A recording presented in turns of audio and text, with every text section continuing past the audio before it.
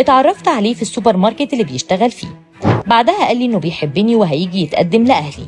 بعد فترة جه البيت وأهلي رفضوه عشان أنا لسه عندي 14 سنة. هربت من البيت بعدها ورحت معاه شقة في أكتوبر، وحصل اللي حصل. عامل الدليفري عمل إيه مع البنت القاصر في الجيزة؟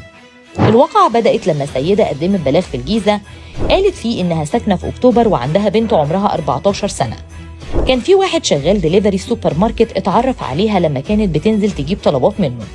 بعد فترة قال لها إنه بيحبها وعايز يخطبها.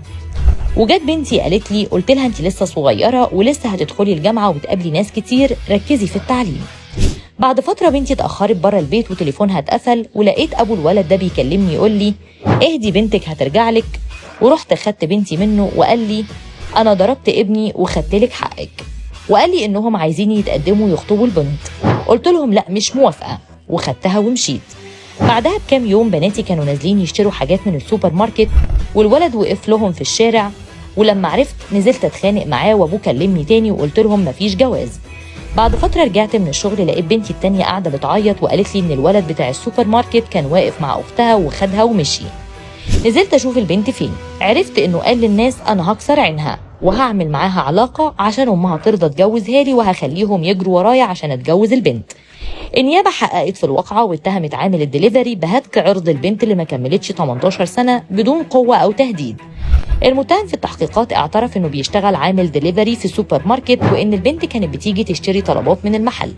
شافها اكتر من مرة واعجب بيها، وفي يوم واحد صاحبه رن عليه من تليفونه وتاني يوم لقاها بترن عليه وهو كان نايم ساعتها، ولما صحي رن على رقمها وردت عليه وتعرفوا على بعض.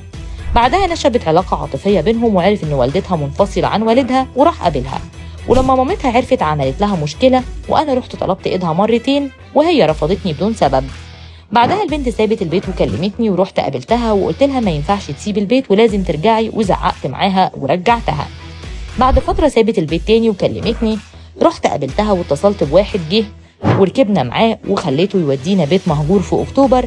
دخلنا قعدنا جوه وقلت لها اني بحبها وهي قالت لي وانا كمان، وهي اللي طلبت اني اعمل معاها علاقة عشان تقنع مامتها بالجواز وقلت لها بلاش.